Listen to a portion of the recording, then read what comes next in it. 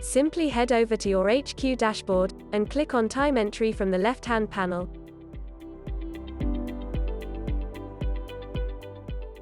You will then see your projects list. Now you will select which project you want to add your time entry to. You will see your employees that are on this particular project. Please click on the Add Clock-ins to Multiple Employees button on the top right-hand side of the screen. First select which activity these employees will be doing. Then select the start date and end date,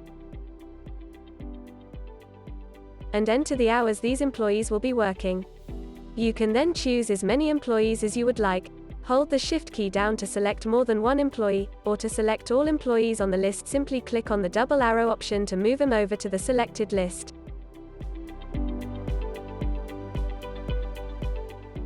You can then type in any notes, if need be, for this time entry. Finally, click Save and your time entry has been completed.